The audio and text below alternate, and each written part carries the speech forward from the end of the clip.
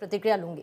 ये जो बातें अभी विपिन जी जितनी हो रही हैं, राहुल गांधी की तरफ से जितनी बातें की गई, मैं सीधा सीधा ये समझना चाहती हूं कि देश के जो आंतरिक मसले हैं उसकी विदेशी धरती पर राहुल गांधी चर्चा क्यों करते हैं, हर बार इस तरीके की चर्चा करते हैं, देश के खिलाफ एक नैरेटिव सेट करने की कोशिश क्यों करते हैं। और जब राहुल गांधी सिखों की बात करते हैं तो 1984 भूल गए क्या?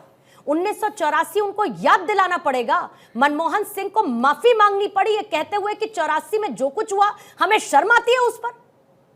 पूर्णिमा जी, पत्रकार होने से पहले देश का नागरिक तो मैं हुई हूं, लेकिन बड़ा फख्र महसूस होता है मुझे कि मैं एक फौजी परिवार से आता हूं, फौजी का बेटा हूं, मेरे बाबा फौजी, भाई फौजी।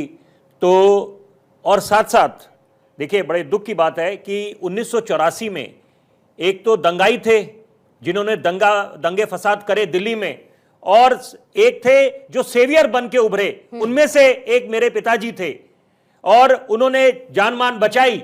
और ये बड़ा मुझे नाज होता है कि मेरे परिवार से किसी ने करा। मैं कोई गुणगान करने के लिए नहीं बैठा, लेकिन यहां पर बात समझनी पड़ेगी, आपको संवेदना दिखानी चाहिए। कुछ सेंसिटिव मुद्दे होते हैं और आप यहां पर क्या डिविसिव पॉलिटिक्स कर रहे हैं कि बांटने का काम कर रहे हैं। यहां पर मकसद यह होना चाहिए कि राष्ट्र सर्वोपरि, आप सरकार की खामियां उजागर करें, समझ आता है, लेकिन विदेशी भूमि में जाकर आप यहां पर ये इस तरह की बातें करें और यहां पर आप बांटने का काम करें, मुझे लगता है कि ये बहुत डेंजरस ट्रेंड है और बहुत ही ज्यादा इससे गलत संदेश जाएगा। और ये भूलना नहीं चाहिए, ये वही महान मुल्क है जिसपे हमें नाज है, जहां पर फूलवालों की सैर निकालने की रिवायत रही है, जो हिंदू मुसलमान भाइयों की एकता, सौहार्द और प्रेम का प्रतीक रहा है। और यहां पर योगमाया मंदिर है दिल्ली में, मेहरौली में, वहां पर वो झंडा लगा हुआ है कि जो आपस में एकता का प्रतीक है। तो यहां पर अभी मकसद यह होना चाहिए कि कैसे हिंदुस्तान, देखिए एक बात तो तय है कि जो विदेशी ताकतें वो रात दिन लगी हुई हैं, उनको पता है कि हिंदुस्तान आगे बढ़ रहा है, जिसका श्रेय सरकार की नीतियों के साथ साथ ज्यादा मैं बोलूंगा देशवासियों को जाता है। देशवासी अपना जो परिश्रम कर रहे हैं, जो तपस्या कर रहे हैं, आज फलस्वरूप कि हिंदुस्तान अर्थव्यवस्था के संदर्भ में 5वें स्थान पे आया है। और सबसे बड़ी बात है कि हमने सबने ठान लिया है कि हम उस दौर को दोबारा लेके आएंगे जब हिंदुस्तान को सोने की चिड़िया कहा जाता था, the land of the golden sparrow. और उससे भी ज्यादा जरूरी बात जो गौरतलब है, जहां पर ध्यान जाना चाहिए कि यहां पर किसी भी तरह का फेक नैरेटिव, उसका फायदा किसको मिलेगा।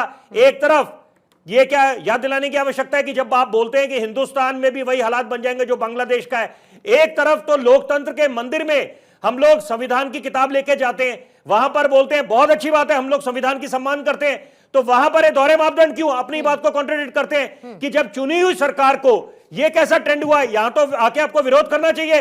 अगर कोई भी, चाहे कांग्रेस का नेता चाहे विपक्ष का नेता, कोई बोलता है कि हिंदुस्तान में भी बांग्लादेश वाले हालात बन जाएंगे, तो वहां पर तो एक स्वर में स्वर मिलाकर एक मंच पे खड़े होकर उसका आपको खंडन करना चाहिए, विरोध करना चाहिए कि ये कभी हम मुमकिन होने नहीं देंगे। हमें अपने देश पे नाज है और यहां पर हमने देश को आगे ले जाना है। और भूलना नहीं चाहिए कि दुश्मन नंबर 1 चीन है, दुश्मन नंबर 2 पाकिस्तान है। और रही बात अमेरिका की, अमेरिका का तो स्टैंड ही विचित्र रहा है कि वहां पर अभी उनको खुद के गिरबान में झांकना चाहिए। बस एक मैं संक्षेप में बात बोलूंगा, अगर हम लोग अच्छी धारणा बनाए, परसेप्शन, बिकॉज परसेप्शन मैटर्स, माहौल, तो वहां पर वो दिन भी दूर नहीं, क्योंकि हम अमूमन बात करते हैं ब्रेक्जिट की, ब्रिटेन का यूरोपियन यूनियन से एग्जिट होना, लेकिन ये दौर है चेक्जिट का कि जब बड़े बड़े मुल्क जो जिनके व्यापारिक नाते हैं चीन के साथ, वो उनके साथ निकलेंगे और संकेत मिलने शुरू हुए हैं कि बशर्ते हम अच्छा माहौल बनाएं और जिसका फायदा हिंदुस्तान को मिलेगा। इसी माहौल पर राहुल